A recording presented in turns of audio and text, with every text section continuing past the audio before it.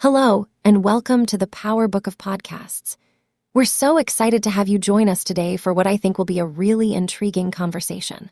Indeed, delighted to be with you all. Today, we'll be unpacking the fascinating and, at times, divisive legacy of Mao Zedong. His name alone sparks strong reactions, doesn't it? Oh, absolutely. I mean, picture this. On one hand, you've got a leader who unified a struggling country, established sovereignty, and became this almost mythical symbol to millions. But then, you look at events like the Great Leap Forward or the Cultural Revolution, and it's staggering how devastating his policies could be. It's a dichotomy, isn't it?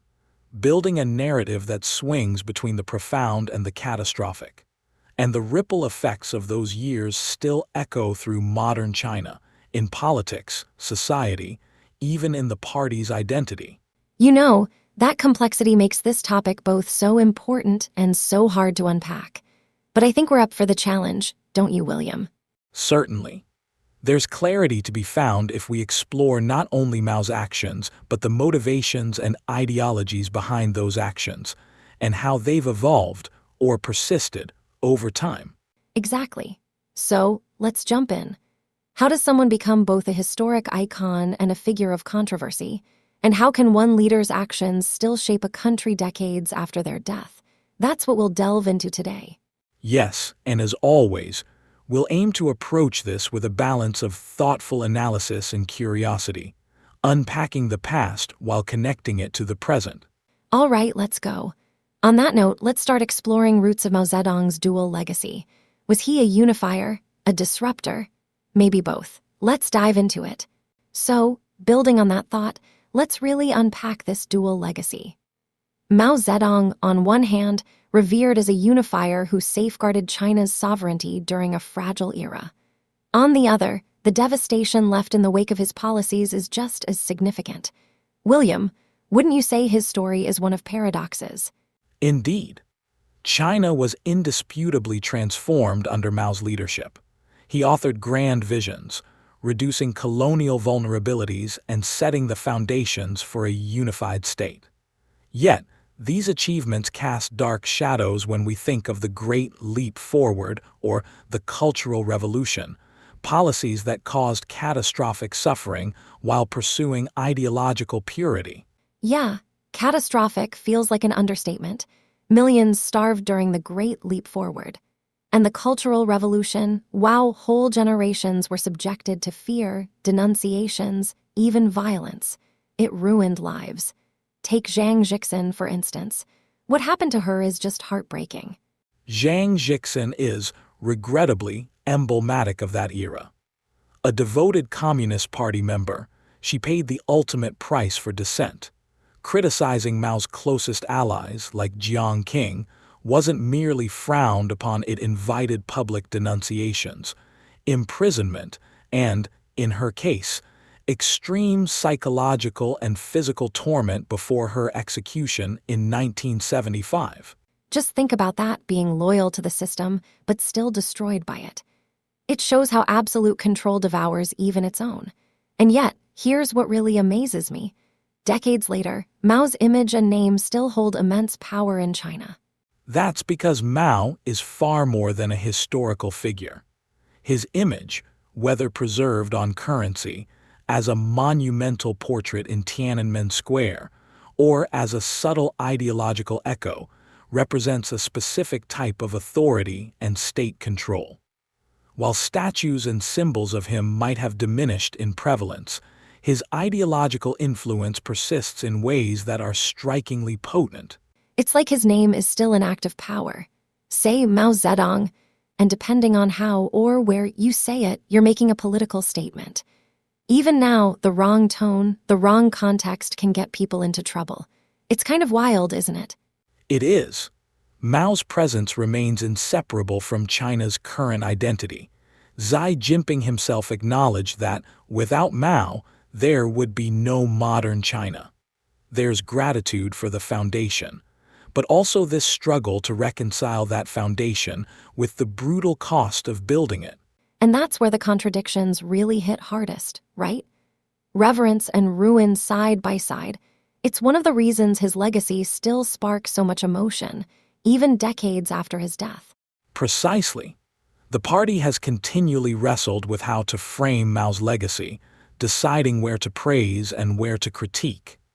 This delicate balancing act reflects the enduring tension between ideological loyalty and historical accountability.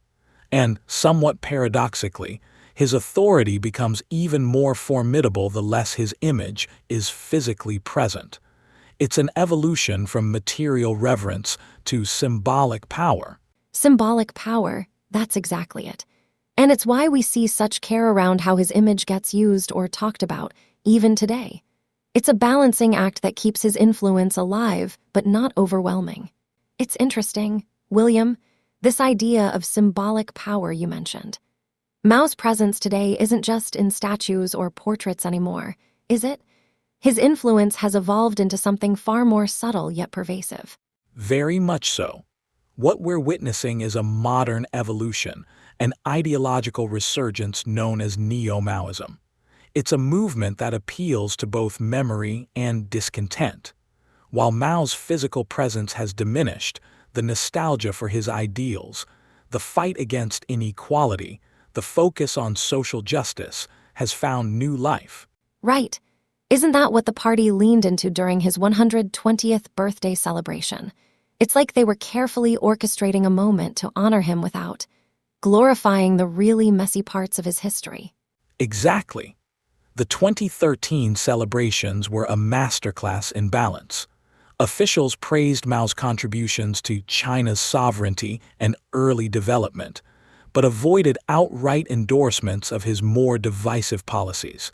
It was as much about reinforcing party unity as it was about remembering Mao. And yet, there's this grassroots pull toward him too, isn't there? You have these neo-Maoist groups cropping up, not just online but in places like Nanji Village, where they are trying to live Mao's vision for a communal society. Yes, grassroots efforts like Nanji Village are real-world attempts to embody what many feel the reforms abandoned: equality, shared community benefits, ideological purity. But we also see a sharp contrast. These communes often operate inefficiently, relying on nostalgia rather than modern economic realities. It's a poignant reflection of the broader ideological struggle within China. And isn't it wild how red tourism feeds into this? I mean, people visiting places tied to the revolution, Sheashen, Yan'an, almost like they are on some ideological pilgrimage. It does create that pilgrimage effect, yes. It's a thriving industry, drawing millions who wish to reconnect with a perceived purer time. Yet, there's a tension beneath the surface. On one hand, you have the rejuvenation of revolutionary ideals. On the other, these sites are commodified within the very capitalist framework Mao opposed, highlighting the contradictions in modern China's socio-economic divide. It feels like neo-Maoism is tapping into two emotions at once: hope and frustration. Hope for those values of equality, but frustration with the inequality that keeps growing, especially after the market reforms. That duality is central to its appeal. For many, neo-Maoism is a way to critique rampant materialism and the dismantling of socialist ideals without rejecting the legitimacy of the party entirely. It provides a channel for expressing disillusionment, particularly online, where voices can coalesce into movements, albeit in carefully monitored digital spaces. And the party seems to walk a fine line with this, doesn't it? Like, it can't dismiss Maoists outright because they are still part of the broader system. But at the same time, they can't let this sentiment grow unchecked either. Precisely. This balancing act speaks to the party's need to maintain ideological cohesion while navigating modern complexities. Historical nihilism, as Xi Jinping terms it, is firmly discouraged. Dismissing Mao entirely would undermine the party's foundation. Yet, embracing his ideals too fully risks alienating those benefiting from market reforms. So, it's like Mao's shadow looms over everything, shaping not just the past but the choices China makes moving forward. And people are still feeling that pull. even if it's for different reasons. Precisely. Neo-Maoism exemplifies how history is actively used, repurposed, and, at times, contested in shaping modern identity. It underscores the enduring power of a legacy to inspire and divide across generations. It's fascinating how these themes of neo-Maoism are still so relevant today, don't you think? It really makes you wonder how such ideologies evolve over time. If you're as intrigued by this as we are, don't forget to subscribe. Your support allows us to delve deeper into these complex histories together. Subscribing does more than just keep you in the loop. It creates a space for important discussions, a community where these complexities can be explored together. Right, because these stories, these ideas, they're deep, and having more voices in the mix makes them even richer. Exactly. It's through collective curiosity and exchange that we gain the most. So, join us, make our little corner of the podcast world even more vibrant. And hey, the more the merrier, right? Hit that subscribe button. Let's grow this community together. Speaking of exploring these deep narratives together, William, let's wrap this up with a look at how Mao's legacy ties into the present. Xi Jinping has been fascinating in the way he's reimagined Mao, hasn't he? It's like he's invoking Mao without embracing everything Mao stood for. Indeed. Xi Jinping's relationship with Mao's legacy is both pragmatic and symbolic. By referencing Maoist rhetoric, particularly ideas like the mass line and national pride, Xi consolidates power while positioning himself as a unifier of modern China. Yet, he carefully distances himself from the excesses of Mao's era, balancing reverence with modern governance. Right, that balancing act, you really see it in how Xi frames Mao's contributions. Like when Xi says, "Without Mao, there's no modern China." It's respect, sure, but it's also strategic, right? He's grounding his authority in historical continuity. Precisely. Xi leverages Mao's symbolic value while aligning it with party legitimacy. By preserving Mao as the founder of modern China, he reinforces the Communist Party as the custodian of that legacy. This ensures loyalty to both Mao's image and the party itself, even as China moves forward with economic reforms that Mao never envisioned. But here's the thing, Mao's legacy isn't just this static image the party controls. The public keeps it alive too, and that has to be tricky for Xi to navigate, especially when critiques of Mao still spark such intense backlash. Yes, the sensitivity around Mao remains powerful. We've seen public figures censured for mocking or casually critiquing him, like CCTV host Bai Fujian, whose career was derailed after a private remark. This kind of response shows that Mao's legacy is not just history, it's an active, and at times volatile, part of contemporary political and social discourse. And I guess that's part of Xi's challenge, right? He's got to maintain that reverence while steering the party forward, to modernize without losing the ideological foundation Mao built. Precisely. Xi's reinterpretation of Mao is about controlled adaptation. It's a way of saying, yes, we owe much to Mao, while simultaneously emphasizing China's leap beyond his policies, particularly through market-driven reforms. It allows the party to craft a historical narrative that supports its current trajectory, bridging the divide between past ideals and present realities. So it's like Mao becomes this compass, pointing back to China's roots, but also forward to where the party wants to lead. Exactly. Mao's legacy, carefully framed, remains a source of national pride and cohesion. For Xi, it's a tool to unify, a symbol to anchor authority, and, importantly, a bridge between ideology and the nation's modern aspirations. But how that balance evolves, well, that will continue to shape China's future.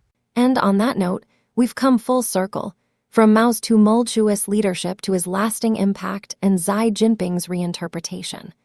It's such a vivid example of how history doesn't stay in the past, it keeps shaping the present. Indeed. Mao's legacy is more than the sum of his policies. It's a mirror reflecting both the triumphs and contradictions of modern China. And understanding that legacy gives us a lens into the challenges and ambitions of today's leadership. Well, that's all for this episode, everyone. Thanks so much for joining us on this journey through history, ideology, and leadership. It's been a fascinating ride, hasn't it, William? Absolutely. And until next time, let's keep exploring the stories that shape our world. Take care. Thank you for tuning in to the Power Book of Podcasts. If you enjoyed this episode, don't forget to hit the subscribe button and join our growing community. Click the bell icon so you never miss an update. We have so much more inspiring content coming your way.